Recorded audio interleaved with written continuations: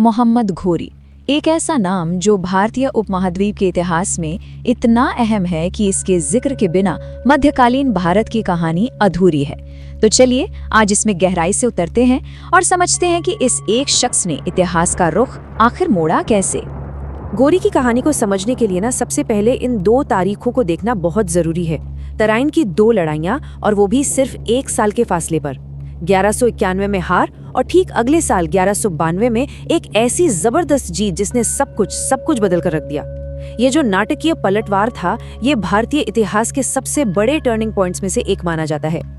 लेकिन सवाल यही उठता है कि आखिर ऐसा हुआ क्या? सिर्फ एक लड़ाई ने पूरे उपमहाद्वीप का भविष्य कैसे तय कर दिया? असल में इस एक निर्णायक पल के पीछे एक बहुत बड़ी कहानी छुपी हुई है, जिसकी जड़ें हमें गौरी के शुरुआती जीवन में मिलती हैं। तो चलिए कहानी की शुरुआत से शुरू करते हैं। देखते हैं कि ये पहाड़ी सिपह सालार आखिर था कौन और इसकी महत्वाकांक्षाएं क्या थी। शहाबुद्दीन, जिसे हम और आप मोहम्मद गौरी के नाम से जानते हैं, उसका जन्म 1149 में गौर में हुआ था। अब ये उस समय एक छोटा सा मामूली सा पहाड़ी राज्य था जो कभी शक्तिशाली गजनवी साम्राज्य के अंडर में हुआ करता था। 1173 में उसे सत्ता तो मिली, लेकिन उसने अपने बड़े भाई सुल्तान गियासुद्दीन के प्रति पूरी वफादारी दिखाई। एक सेनापति के तौर पर उसने अपने भाई के साम्राज्य को बढ़ाने में बहुत ही अहम भूमिका निभाई, और यही साझेदारी, आप कह सकते हैं, उसकी शुरुआती ताकत का सबसे बड़ा राज थी। और अब कहानी का रुख भारत की ओर मुड़ता है। गौरी के जो सैन्य अभियान थे वो सिर्फ लड़ाइयां नहीं थीं। नहीं, ये तो अभियानों की एक ऐसी श्रृंखला थी जिसने पूरे उपमहाद्वीप के इतिहास को ही एक नया आकार दे दिया। जरा इस टाइमलाइन पर एक नजर डालिए। ये सफर बिल्कुल आसान नहीं था। 1175 में मुल्तान पर पहली चढ़ाई के बाद 1178 में उसे गुजरात में भीम द्वितीय के हाथों बहुत बुरी हार का सामना करना पड़ा, और फिर 1191 में तराइन में एक और हार। मतलब लगातार हार के बावजूद उसने हिम्मत नहीं हारी। ये जो टेबल है, ये उन 3 सबसे महत्वपूर्ण लड़ाइयों को साफ साफ दिखाती है जिन्होंने उत्तरी भारत में उसकी पकड़ को मजबूत किया। तराइन में पहली हार के बाद जो दूसरी जीत मिली वो निर्णायक थी, और फिर 1194 में चंदावर की लड़ाई में जयचंद पर जीत ने तो उसके रास्ते बिल्कुल साफ कर दिए। चलिए अब आगे बढ़ते हैं। देखिए, गौरी सिर्फ एक विजेता नहीं था। उसकी सोच अपने से पहले के आक्रमणकारियों से काफी अलग थी। वो सिर्फ लूटपाट करने नहीं आया था, बल्कि एक स्थायी साम्राज्य बनाना चाहता था। गुलाम सेनापति, ये गौरी की रणनीति का सबसे अनोखा और सबसे कामयाब पहलू था। उसने क्या किया?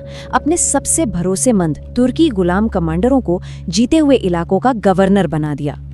अब ये रणनीति इसलिए इतनी सफल हुई क्योंकि इन कमांडरों की वफादारी अटूट थी। सोचिए, उनका अपना कोई जमीनी आधार नहीं था, और उनका रुतबा, उनकी ताकत, सब कुछ पूरी तरह से गौरी पर ही निर्भर था। वो सिर्फ सैनिक ही नहीं, बल्कि बड़े कुशल प्रशासक भी साबित हुए, जिन्होंने एक नए शासन की बुनियाद रखी। और इसी रणनीति का सीधा नतीजा था कुतुबुद्दीन ऐबक। गौरी अपनी जीत के बाद प्रशासन की पूरी जिम्मेदारी ऐबक जैसे सेनापतियों को सौंपकर गजनी वापस लौट गया। बस इसी एक फैसले ने भारतीय इतिहास के अगले अध्याय यानी दिल्ली सल्तनत की जमीन तैयार कर दी। लेकिन गौरी की कहानी इतनी सीधी साधी भी नहीं है। उसके शासन में कई विरोधाभास थे, कई विवाद थे, जो उसकी विरासत को और भी ज्यादा जटिल बना देते हैं। अब ये देखिए, ये सच में हैरान करने वाला है ना? एक तरफ देवी लक्ष्मी की छवि और दूसरी तरफ नागरी लिपि में उसका नाम।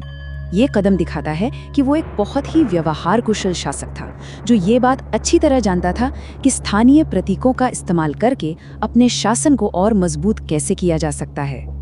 लेकिन सिक्के जारी करने जैसी व्यवहारिक नीतियां भी गौरी को दुश्मनों से नहीं बचा सकी।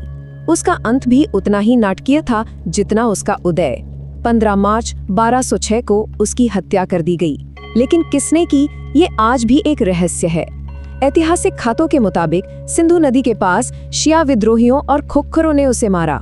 लेकिन एक लोकप्रिय लोक कथा इस कहानी को पृथ्वीराज चौहान से जोड़ती है, जिसमें यह दावा किया जाता है कि चौहान ने बंदी होने के बावजूद सिर्फ आवाज सुनकर तीर चलाने की अपनी अद्भुत कला से गौरी को मार गिराया था।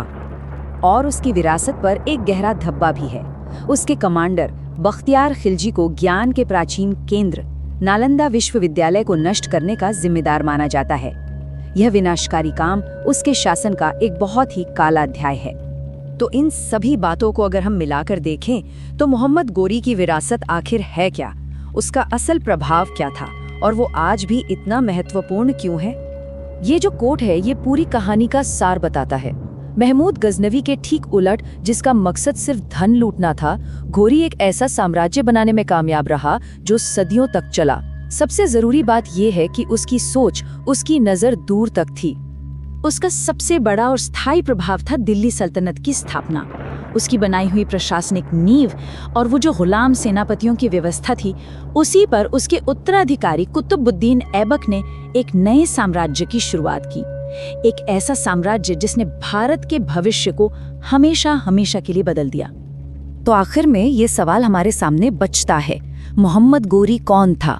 एक क्रूर आक्रमणकारी जिसने भारत पर हमला किया, या फिर एक दूरदर्शी साम्राज्य निर्माता जिसने एक नए युग की नींव रखी? शायद सच इन दोनों के बीच में कहीं है, और यही चीज उसकी विरासत को इतना जटिल और अध्ययन के लिए इतना दिलचस्प बनाती है।